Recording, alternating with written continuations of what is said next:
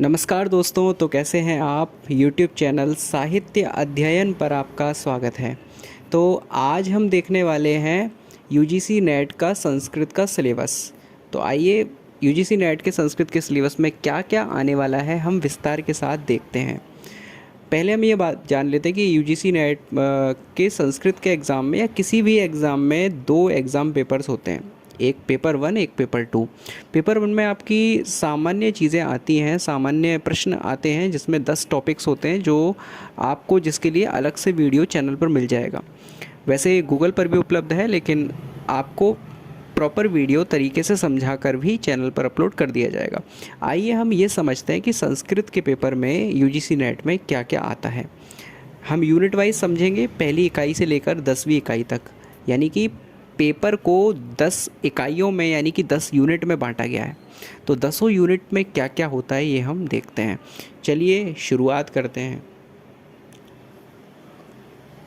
तो सबसे पहली इकाई है इकाई 1। उसमें का वाला जो पार्ट है उसमें है वैदिक साहित्य का सामान्य परिचय। इसमें हम पढ़ेंगे वेदों का काल। वेदों का काल यानी वेदों को लिखने का, वेदों की रचना का समय, विभिन्न आचार्यों ने, विभिन्न विद्वानों ने क्या क्या माना है। इसमें हम पढ़ेंगे मैक्स मूलर का मत, ए वेवर का मत, जैकोबी का मत, बाल गंगाधर तिलक का मत, एम विंटर नित्स का मत और भारतीय परंपरागत विचारों को। इससे हम वेदों के काल के बारे में जानेंगे। दूसरा है हमें संहिता साहित्य के बारे में पढ़ना है। फिर इसके बाद हमें संवाद सूक्त पढ़ने हैं। संवाद सूक्त जो कि ऋग्वेद से लिए गए हैं, जिसमें पुरूर्वा उर्वशी संवाद सूक्त है, यम यमी संवाद सूक्त है, शर्मा पणी संवाद सूक्त है और विश्वामित्र और नदी का संवाद सूक्त है। आगे हमें पढ़ना है ब्राह्मण साहित्य और फिर हमें पढ़ना है आरण्यक साहित्य। इसके बाद हम पढ़ेंगे वेदांग। वेदांग में 6 वेदांग होते हैं, शिक्षा, कल्प, व्याकरण, निरुक्त, छंद, ज्योतिष। इन 6 वेदांगों के बारे में हमें संपूर्णतया अध्ययन करना है, जो कि जनरली सामान्य तौर पर MA संस्कृत के साहित्य में भी हम पढ़ ही लेते हैं। आगे बढ़ते हैं। अब आती है हमारी इकाई 2। इकाई 2 में हमें वैदिक साहित्य का विशिष्ट अध्ययन करना है। इकाई 1 में हमने सामान्य अध्ययन किया था पूरे वैदिक साहित्य का। अब हम विशिष्ट अध्ययन करेंगे। विशिष्ट अध्ययन में हम सूक्तों को पढ़ेंगे, हम सूक्तों के बारे में अध्ययन करेंगे। सूक्त यानी वेदों के जो चैप्टर्स होते हैं उनको हम सूक्त नाम से संबोधित करते हैं। जो इंद्र को समर्पित है वो इंद्र सूक्त, अग्नि को समर्पित है वो अग्नि सूक्त। इस प्रकार से हम कुछ सूक्त पढ़ेंगे। तो निम्नलिखित सूक्तों का अध्ययन करेंगे हम। जैसा कि ऋग्वेद 10 मंडल में विभक्त है, 10 मंडल में बांटा गया है, तो उसमें से कौन कौन से मंडल के कौन कौन से सूक्त हैं ये हमारे सामने आपको सिलेबस में भी दिया गया है। तो ऋग्वेद में अग्नि सूक्त पढ़ेंगे हम, पहले मंडल का पहला सूक्त है। वरुण सूक्त पढ़ेंगे, पहले मंडल का 25वां सूक्त है। सूर्य सूक्त पढ़ेंगे, पहले मंडल का 125वां सूक्त है। इंद्र सूक्त पढ़ेंगे, दूसरे मंडल का 12वां सूक्त है। उषस सूक्त पढ़ेंगे, तीसरे मंडल का 61वां सूक्त है। पर्जन्य सूक्त जो कि 5वें मंडल का 83वां सूक्त है। अक्ष जिसको कितव भी बोला जाता है, अक्ष सूक्त पढ़ेंगे हम, जो कि 10वें मंडल का 34वां सूक्त है। ज्ञान सूक्त पढ़ेंगे जो कि 10वें मंडल का 71वां सूक्त है। पुरुष सूक्त पढ़ेंगे जो कि 10वें मंडल का 90वां सूक्त है। हिरण्यगर्भ सूक्त पढ़ेंगे जो कि 10वें मंडल का 121वां सूक्त है। और वाक सूक्त पढ़ेंगे जो कि 10वें मंडल का 125वां सूक्त है। इस क्रम में हम नासदीय सूक्त पढ़ेंगे जो कि 10वें मंडल का 129वां सूक्त है। ये सभी हमें ऋग्वेद से पढ़ने हैं। अब देखते हैं हम शुक्ल यजुर्वेद से हमें क्या पढ़ना है। तो शुक्ल यजुर्वेद से हमें शिव संकल्प सूक्त पढ़ना है, जो कि शुक्ल यजुर्वेद के अध्याय 34 में पहले मंत्र से 6वें मंत्र तक हमें इसको पढ़ना है।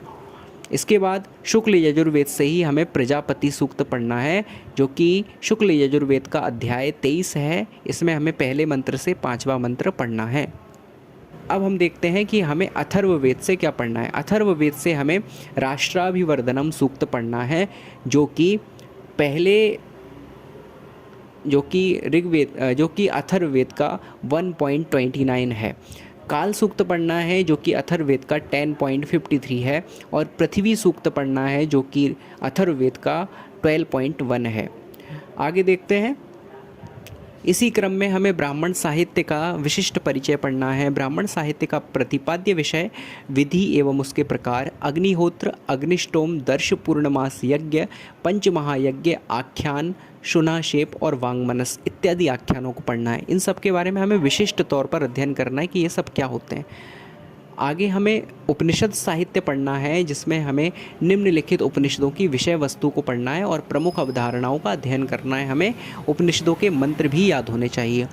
तो उपनिषदों में हमें पढ़ना है ईश उपनिषद, कठ उपनिषद, केन उपनिषद, बृहदारण्यक उपनिषद, तैत्तिरीय उपनिषद और श्वेताश्वतर उपनिषद। हमें साथ ही साथ यह भी अध्ययन करना होगा कि कौन सा उपनिषद किस वेद का हिस्सा है। ये तो आप जानते ही होंगे, आपने एमए संस्कृत के साहित्य में भी पढ़ा होगा कि वैदिक साहित्य को 4 भाग में बांटा गया है: संहिता, ब्राह्मण, आरण्यक और उपनिषद। इन्हीं चारों को हमें पूर्ण रूप से बिल्कुल विस्तृत तौर पर इनका परिचय, इनकी डिटेलिंग हमें पढ़नी है। वो हमें इस यूजीसी नेट के सिलेबस के लिए तैयार करनी है। आगे हमें चौथे नंबर पर लिखा है वैदिक व्याकरण का अध्ययन करना है, निरुक्त पढ़ना है और वैदिक व्याख्या पद्धति पढ़नी है। इसमें हम ऋक् प्रातिशाख्य पढ़ेंगे, जिसमें निम्नलिखित परिभाषाएं हम याद करेंगे ऋक् प्रातिशाख्य से। एक तो समानाक्षर की, एक संधि अक्षर की, एक अघोष, सूक्ष्म, स्वर भक्ति, यम, रक्त, संयोग, प्रग्रह्य, रिफित। इसके बाद हमें निरुक्त पढ़ना है। निरुक्त का हम अध्याय 1 और 2 पढ़ेंगे। इसमें 4 पद आते हैं अध्याय 1 में: नाम, विचार, आख्यात, विचार, उपसर्गों का अर्थ, निपात की कोटियाँ। ये सब हम डिटेल में निरुक्त के अंदर पढ़ सकते हैं। इसके बाद हमें निरुक्त अध्ययन के प्रयोजन देखने हैं। फिर हमें निर्वचन के सिद्धांत पढ़ने हैं।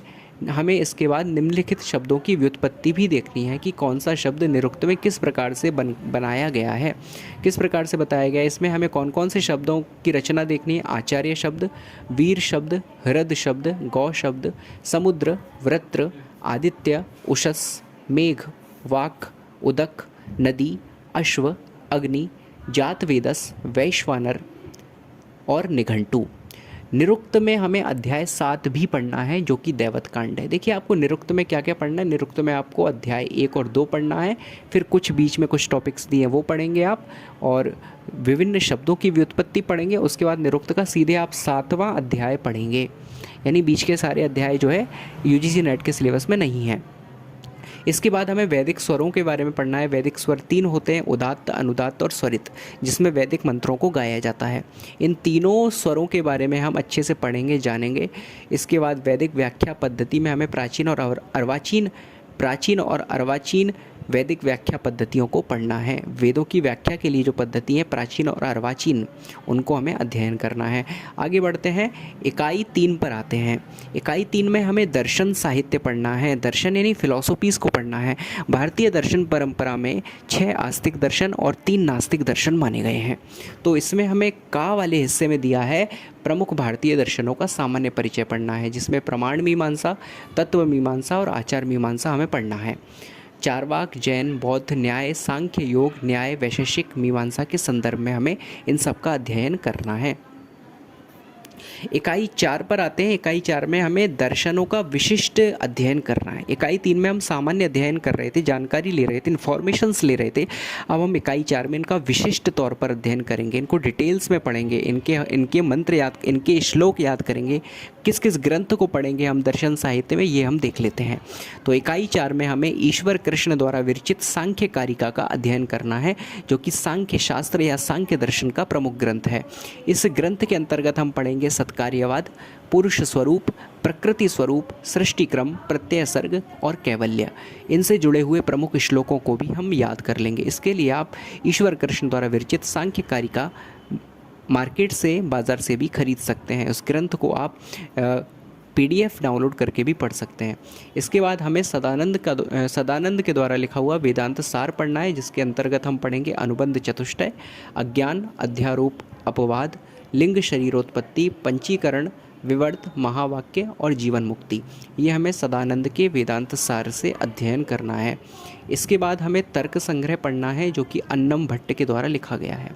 फिर हमें केशव मिश्र का तर्क भाषा पढ़ना है, जिसमें हमें पढ़ना है पदार्थ, कारण, प्रमाण, प्रत्यक्ष, अनुमान, उपमान, शब्द। 4 प्रमाण बताए गए हैं जो है प्रत्यक्ष, अनुमान, उपमान और शब्द। इसके बाद हमें प्रामाण्यवाद और प्रमेय पढ़ना है। ये सारे के सारे टॉपिक्स हमें अन्नम भट्ट के तर्क संग्रह से और केशव मिश्र के तर्क भाषा से पढ़ने हैं। यह भी दर्शनों के अंतर्गत ही आते हैं। इसके बाद हमें लौगाक्षी भास्कर का अर्थ संग्रह पढ़ना है और महर्षि पतंजलि का योग सूत्र पढ़ना है, जिसका हमें व्यास भाष्य पढ़ना है। यह योग दर्शन के अंतर्गत आता है। योग सूत्र में हम पढ़ेंगे चित्त भूमि, चित्त वृत्तियाँ, ईश्वर का स्वरूप, योगांग, समाधि और कैवल्य। इनका अध्ययन हम पतंजलि के योग सूत्र से करेंगे। आइए आगे बढ़ते हैं। अब हमें तीसरे नंबर पर दिया गया है दर्शन में बादरायण का ब्रह्म सूत्र, जो कि वेदांत का पार्ट है। इसमें हमें शांकर भाष्य पढ़ना है, 1.1 को अध्ययन करना है। चौथा पॉइंट है हमारा विश्वनाथ पंचानन का न्याय सिद्धांत मुक्तावली का अनुमान खंड हमको पढ़ना है। 5वें नंबर पर दिया है सर्वदर्शन संग्रह। सर्वदर्शन संग्रह में से हम क्या लेंगे? हमें 2 चीज़ें लेनी है, 2 मत लेने हैं यहाँ पर, जैन मत और बौद्ध मत। जिनका हम 6 आस्तिक दर्शनों में अध्ययन नहीं कर पाए, उन जैन और बौद्ध मतों को हम कहाँ से पढ़ेंगे? सर्वदर्शन संग्रह से पढ़ेंगे। इसका ग्रंथ, इसकी बुक आपको मार्केट में मिल सकती है और यदि आप सर्च करें तो हो सकता है PDF भी आपको मिल जाए। ये 5 पॉइंट हम इकाई 4 से पढ़ेंगे। अब हम इकाई 5 यानी कि यूनिट 5 में आते हैं। 5वीं यूनिट यानी 5वीं इकाई में आपको व्याकरण और भाषा विज्ञान का अध्ययन करना है। इसमें आप पढ़ेंगे का में दिया हुआ है सामान्य परिचय पढ़ेंगे, निम्नलिखित आचार्यों का परिचय है इसमें। इन आचार्यों में आप पढ़ेंगे महर्षि पाणिनि के बारे में, जो कि संस्कृत भाषा के सर्वप्रमुख व्याकरणकार हैं। इसमें आप संस्कृत भाषा के प्रमुख वैयाकरणों में से यानी ग्रामर के विद्वानों में से आप किन किन के बारे में पढ़ेंगे? तो पाणिनि के बारे में पढ़ेंगे, आप कात्यायन के बारे में पढ़ेंगे, महर्षि पतंजलि के बारे में पढ़ेंगे, भर्तृहरि के बारे में पढ़ेंगे, वामन के बारे में, जयादित्य के बारे में, भट्टोजी दीक्षित के बारे में, नागेश भट्ट के बारे में, जैनेन्द्र के बारे में, कैयट के बारे में, शाक्टायन के बारे में, हेमचंद्र शूरी के बारे में और सारस्वत व्याकरणकार के बारे में आप सामान्य अध्ययन करेंगे। इसके बाद आपको महर्षि पाणिनि के द्वारा लिखा गया पाणिनीय शिक्षा ग्रंथ पढ़ना है, जो कि बहुत बड़ा ग्रंथ नहीं है, बहुत छोटा ग्रंथ है। एक पतली सी बुक आपको मार्केट में मिल सकती है। इसके बाद हम आते हैं भाषा विज्ञान में हमें क्या पढ़ना है।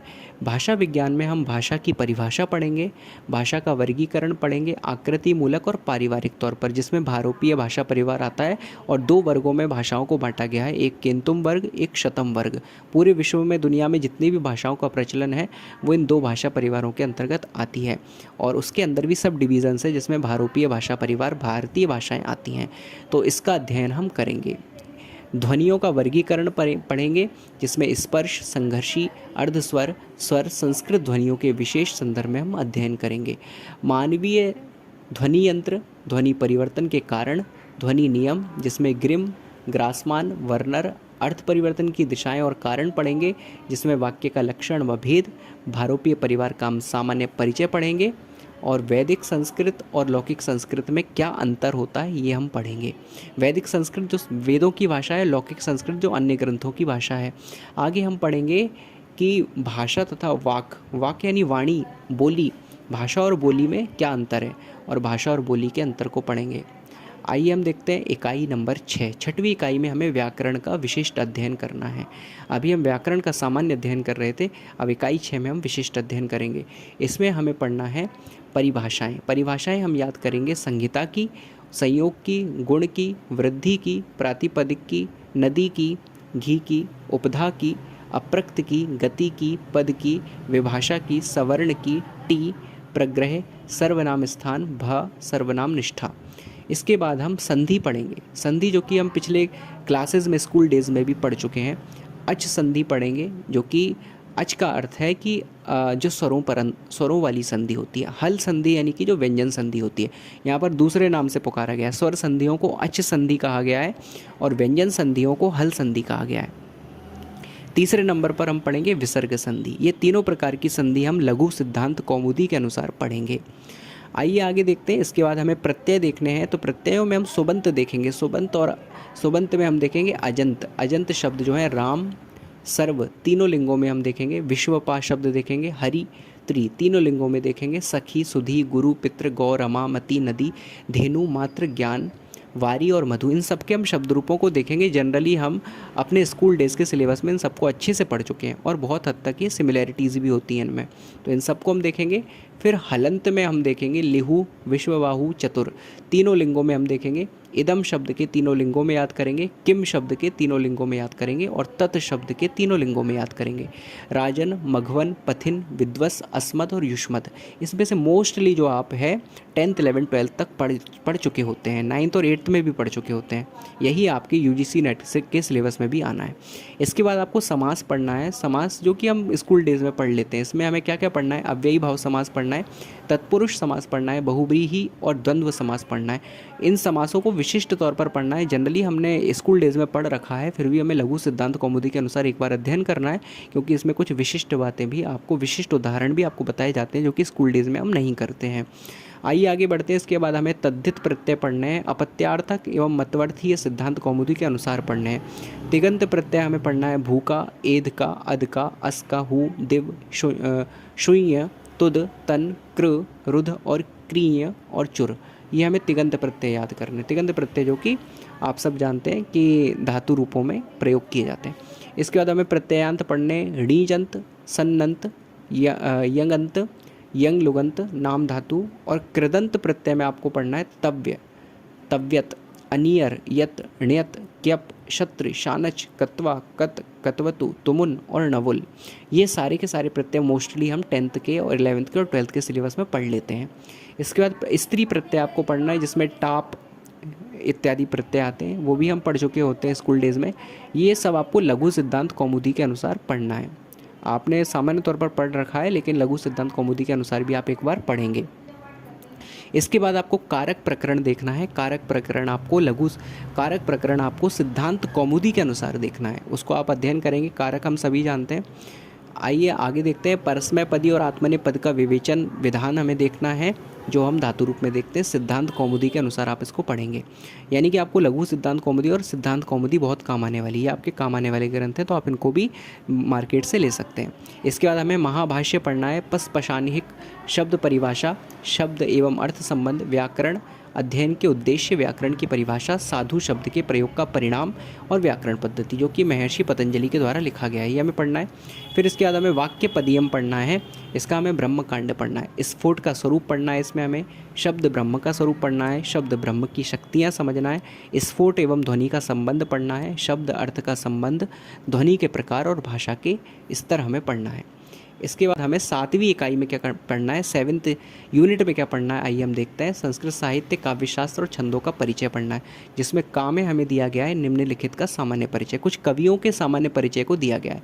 आप इन कवियों के जन्म, नाम, पिता इत्यादि के बारे में, जन्म स्थान इत्यादि के बारे में पढ़ सकते हैं और इनकी रचनाओं को याद कर सकते हैं। जिसमें पहला नाम है भास, फिर अश्वघोष, महर्षि महाकवि कालिदास, शूद्रक, विशाखदत्त, भारवी, माघ, हर्ष, बाणभट्ट, दंडी, भवभूति, भट्टनारायण, बिल्हण, श्रीहर्ष, अंबिका दत्त व्यास, पंडिता क्षमा राव, वी राघवन, श्रीधर भास्कर वर्णेकर इत्यादि कवियों के द्वारा रचित रचनाओं को पढ़ना है और इनके बारे में डिटेल आपको थोड़ी सी पढ़नी है। महर्षि भास, जिन्होंने 11 नाटक लिखे हैं। अश्वघोष, जिनका बुद्ध चरितम बड़ा प्रसिद्ध है। महर्षि महाकवि कालिदास, जिनकी 7 रचनाएं बहुत प्रसिद्ध हैं, इनके 3 नाटक हैं, अभिज्ञान शाकुंतलम, विक्रमोर्वशीयम और मालविकाग्निमित्रम। 2 महाकाव्य हैं जिनके रघुवंशम, कुमार संभवम और 2 खंड काव्य हैं, मेघदूतम, ऋतुसंहारम। आप इनको पढ़ेंगे। और इसके साथ ही आप माघ का जो है, माघ की जो रचना है शिशुपाल वधम, जो कि महाकाव्य, उसको पढ़ेंगे। इस तरीके से आप देख सकते हैं यहाँ पे भवभूति की 3 नाटक हैं, मालती माधवम, उत्तर रामचरितम और महावीर चरितम, इनको आप पढ़ेंगे। इस प्रकार से यहाँ पर जो नाम दिए हैं उनके बारे में आपको कवि परिचय, जो सामान्य तौर पर हम हिंदी भाषा में कवि परिचय याद करते थे स्कूल डेज़ में, उसी प्रकार से आपको यहाँ पे कवियों का परिचय याद करना है। उनके नाम, जन्म स्थान, पिता का नाम, माता का नाम, उनकी रचनाओं के नाम, ये जो सामान्य इन्फॉर्मेशन होती है वो आप पढ़ेंगे। आइए आगे देखते हैं क्या करना है हमें इस इकाई में।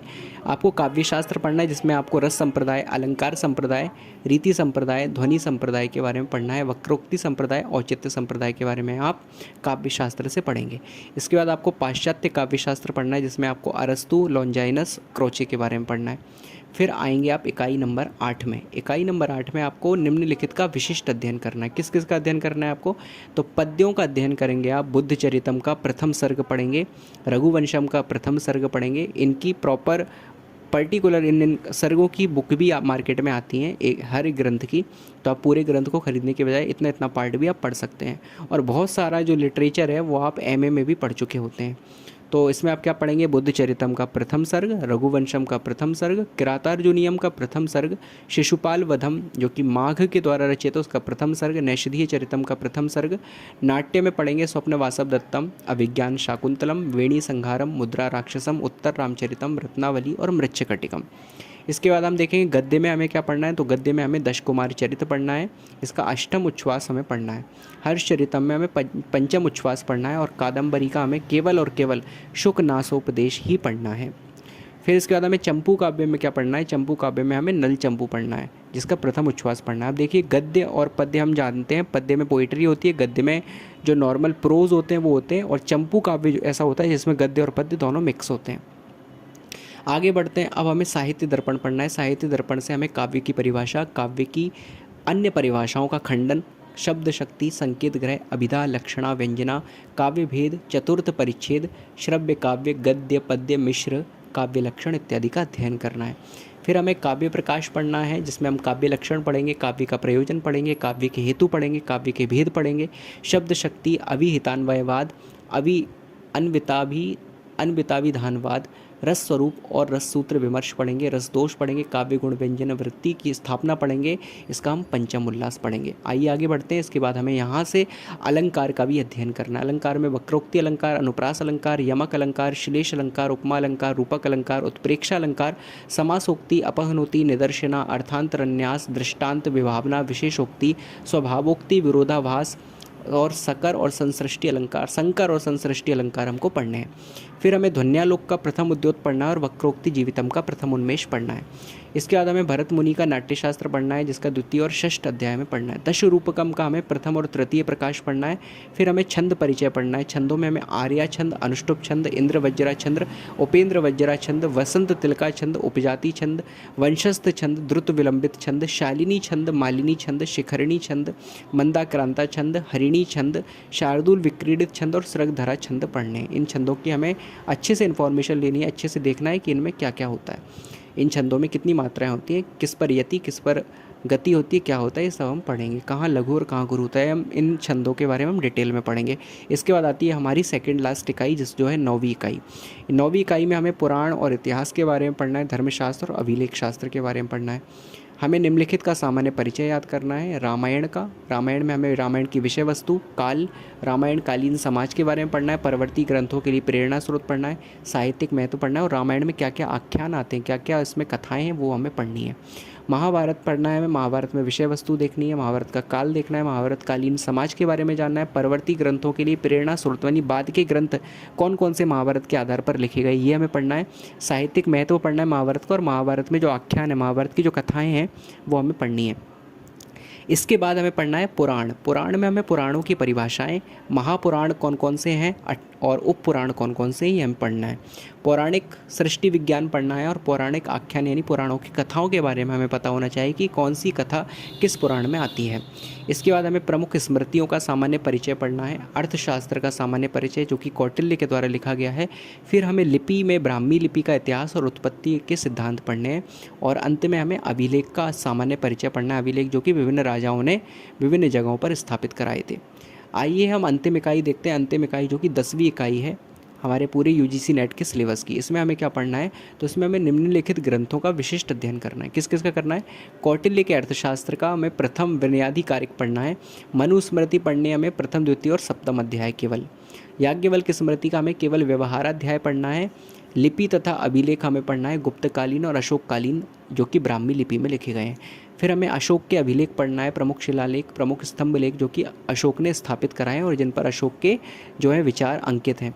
फिर हमें मौर्योत्तर कालीन अभिलेख पढ़ना है, कनिष्क के शासन वर्ष 3 का सारनाथ बौद्ध प्रतिमा लेख पढ़ना है, रुद्रदामन का गिरनार शिलालेख, खारवेल का हाथी गुम्फा अभिलेख, इनके बारे में हमें पढ़ना है। फिर हमें गुप्तकालीन और गुप्तोत्तर कालीन अभिलेख को पढ़ना है।